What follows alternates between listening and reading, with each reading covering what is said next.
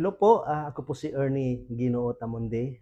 Nakita niyo na po ako sa ibang social media at ito pong sasabihin ko ngayon ay dedicated po ito sa birthday po ni Tatay Digong.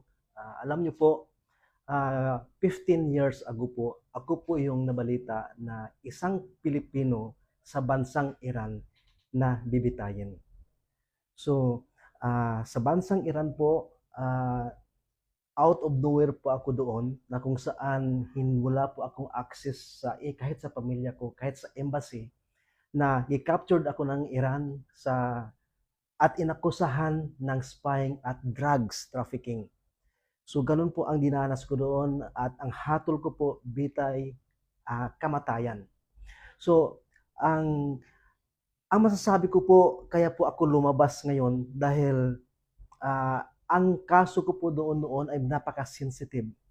Pero nung nakita ko ang sitwasyon ni Tatay Digong, dito po ako naantig.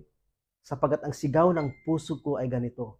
Can you imagine po, mula sa ilang presidente po ang dumaan, nagsimula kay President Gloria, lahat-lahat po, pero pagdating kay Tatay Digong, siya lang ang nag-iisang presidente na bayani sa puso ko at hindi lang sa akin, kundi sa buong sambayan ng Pilipino. Alam niyo kung bakit po?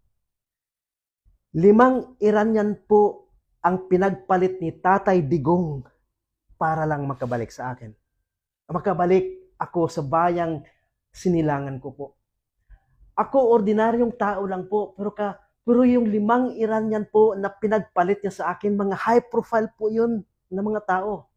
Ganun ko po nakita ang halaga sa isang ordinaryong Pilipino. Pero binuwis ni Tatay Digong ang kanyang buhay, pagpalit lang ako noon para ako makabalik. Kaya po, sa dinanas ko noon, napakasakit. Ang tagal kong tahimik, pero ngayon lumabas na po ako. Bakit? Kasi ang dinanas ko sa Iran, sa bansang dayuhan na pinagkait sa akin ang kalayaan. Pinagpalit ni Tatay Digong yun. Ang banyan, 5 banyaga. Pero napakasakit sa akin ngayon po.